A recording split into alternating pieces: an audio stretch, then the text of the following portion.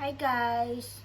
Welcome to the channel of my dogs. This is my dog's channel. As you know, all my videos are usually content ko doon is content ng mga aso ko because channel talaga nila to.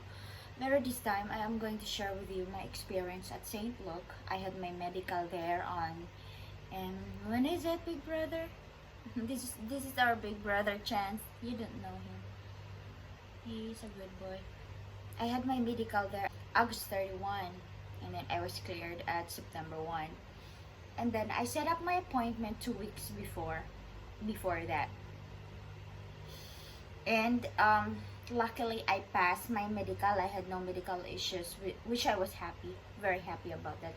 And also guys, when you set your appointment pala is I advise that you paid na lang sa security bank para makaskip kayo ng line doon sa clinic.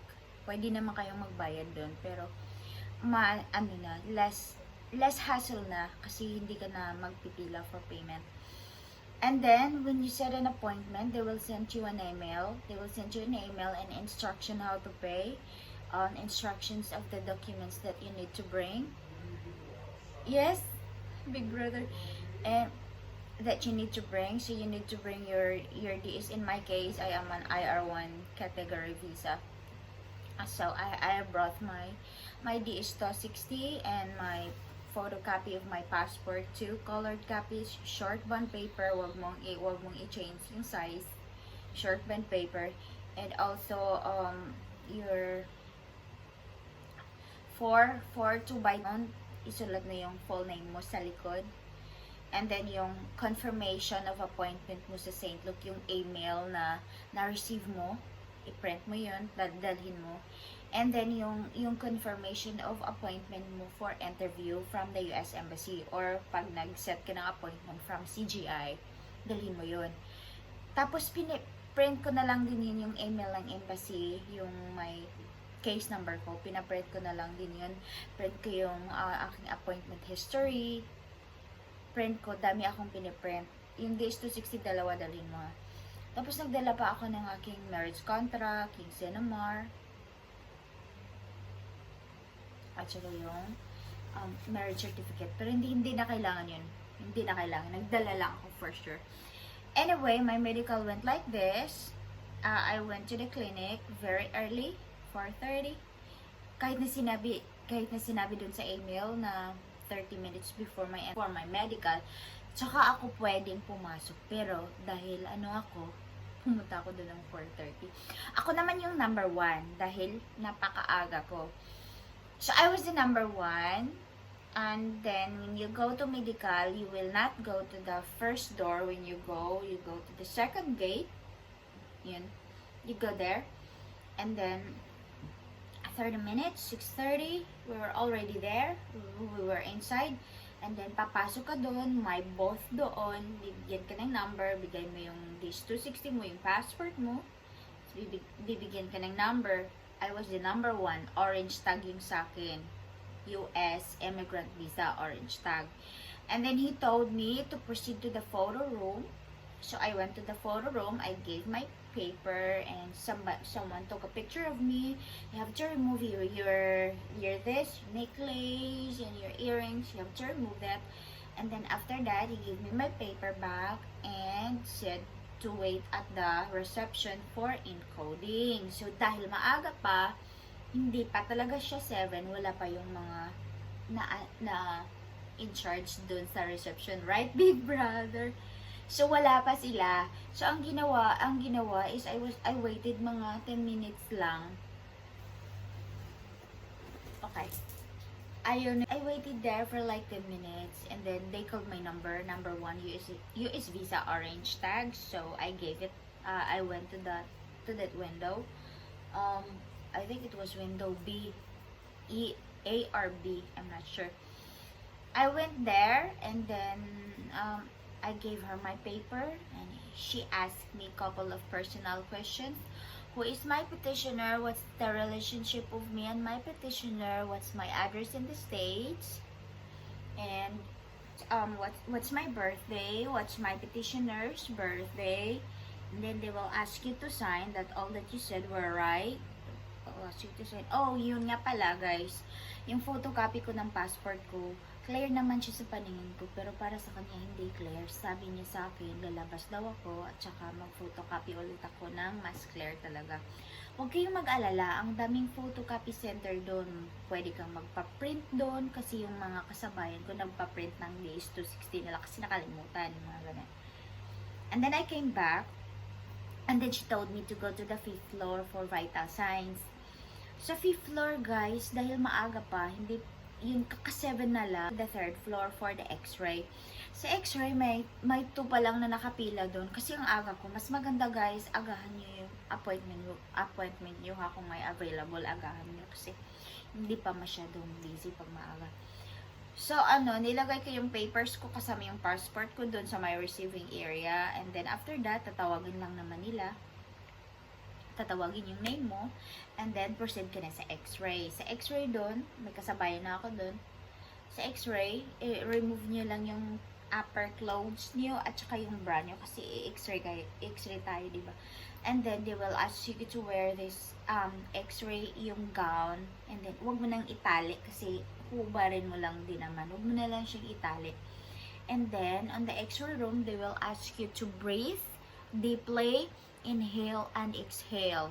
And then, after that, they will give you your papers back. And then, proceed na ako sa 4th floor for the blood test. Yes, they will get blood. And then, in my case pala, dahil more than 24 na ako, hindi na ako kinunanan ng urine. So, sa 4th floor, binigay ko na lang yung paper ko, hindi nakasali yung passport. Yung papers ko na lang, yung I waited for my name to be called. Nung natawag na, pumasok ako sa room, kinunan ako ng blood. After that, I proceed to the 5th floor for the vital signs. So, binigay ko na ulit yung paper ko, hindi nakasali yung passport. And then, I waited for my name to be called. And then, when my name is called, tinitimbang ako. Kinunan yung height ko, at saka yung blood ko, yung blood pressure. Sorry. And then after that is the eye test na. Sa eye test naman, they cover your eye, your left eye first, and then they will ask you to recognize this number. Medyo malayo yung numbers, tsaka small letters, and then left naman. Tapos yun, i-recognize mo. And then they will give you a paper, a white paper. And those were questions about your health history, if you're taking medication, if you have maintenance, if you are pregnant. So, basahin mo, tapos ansiran mo lang din. And then, you will give it back to the US counter.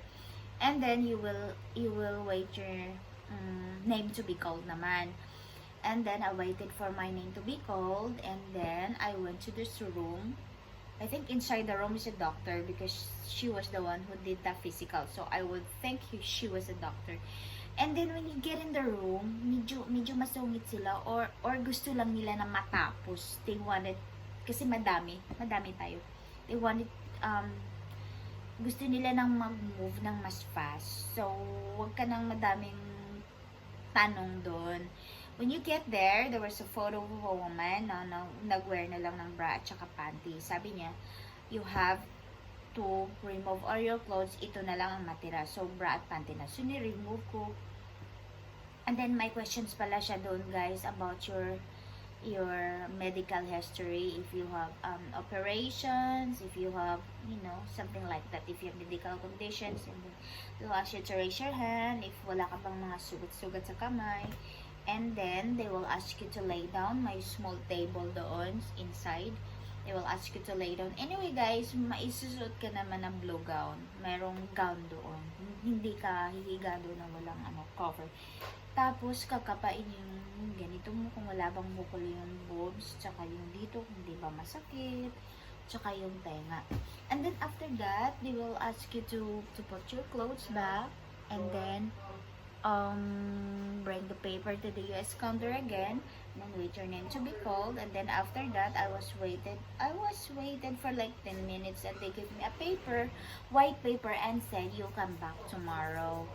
So I had no idea what is for, if I pass or what. And then I asked to the guard, and then the guard said that I passed, and I came back tomorrow for my immunization, which is, sabi ko, why na lang today? Because I was done naman at 9. But they still asked me to come. the next day, which is September 1. And then I went there at 8. Before 8, 7, I was there na. And then I gave the paper to the guard. The guard asked me to go to the second floor for vaccinations, immunizations pala. And then, I waited mga 30 minutes lang. Tapos yun na, tinawag na ako. Binigyan na ako ng 5 immunizations. And then, the guy who gave me the injections told me that Thank you. and also guys, he told me guys na wala na akong dadalhin sa Ir1, wala na tayong dadalhin na envelope or kahit ano, sila na ang magpo-forward electronically. Sabi ko, okay, thank you.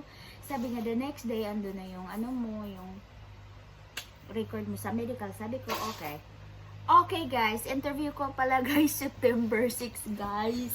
And then, I had a good news guys, approve ako guys, but I'm kinda sad because you know that means we're gonna be leaving this dog and his siblings. We cannot bring them this time kasi wala pa kaming bahay doon. Bibili pa kami ng house. At you know, mag-iipon pa kami kasi mahal magdala ng aso doon. Tapos stressful sa aso yung trip. So, hindi ko alam kung other side of me is happy, other side of me is sad. Mixed emotions talaga.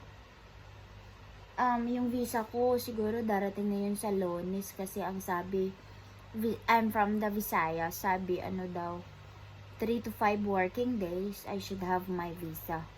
Sabi, 3 to 5 working days since yesterday. So I should have my visa on Monday na.